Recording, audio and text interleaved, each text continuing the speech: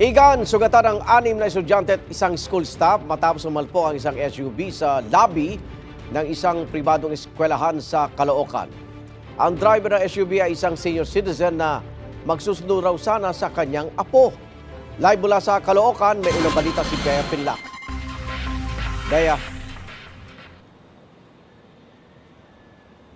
Igan, hawak na ng Caloocan Police ang 70-year-old driver ng SUV na humarurot at tumagos sa entrada ng building ng isang paaralan dito sa Caloocan.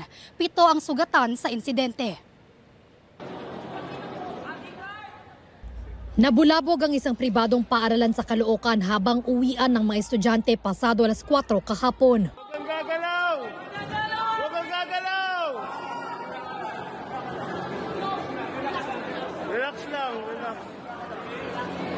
Sumalpok at pumasok sa entrada ng isa sa mga gusali ng eskwelahan ang isang SUV. 7 ang sugatan, 6 na estudyante at isang empleyado ng paaralan. Kwento ni Grace, hindi niya tunay na pangalan, nasa labas na ng building ang asawa niya at ang 8 taong gulang nilang anak nang biglang humarurot ang sasakyan. Nagulat ako, tumawag yung husband ko sa akin.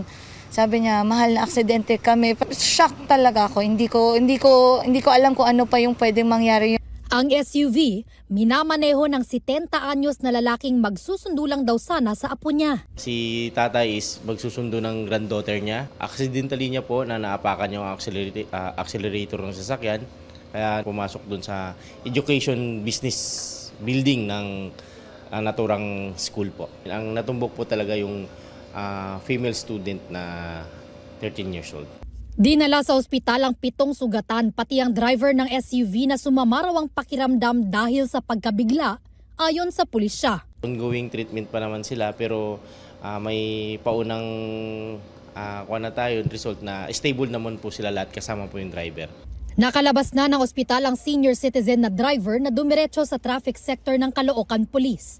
Paliwanag niya, nakahinto na kami sa doon sa tapat ng entrance ng school. Pinepreno ko pero hindi ko naman natapakan yung silinyador, nag-wild yung dire-diretso doon sa Buti nakakabig ko sa kaliwa, kung hindi mga bata ang daming madadali ron. Nasa kondisyon naman ako. Hindi naman ako antukin Kaya sana hindi ko naman kagustuhan din yung nangyari. Posible siyang maharap sa reklamong reckless imprudence resulting in multiple physical injuries at damage to property. Igan, pagtitiyak naman ng driver ng SUV, handa siyang tumulong sa magiging gastusin ng mga biktima. At yan ang unang balita mula rito sa Caloocan. Bea Pinlac para sa GMA Integrated News. Igan, mauna ka sa mga balita, mag-subscribe na sa GMA Integrated News sa YouTube para sa iba't ibang ulat sa ating bansa.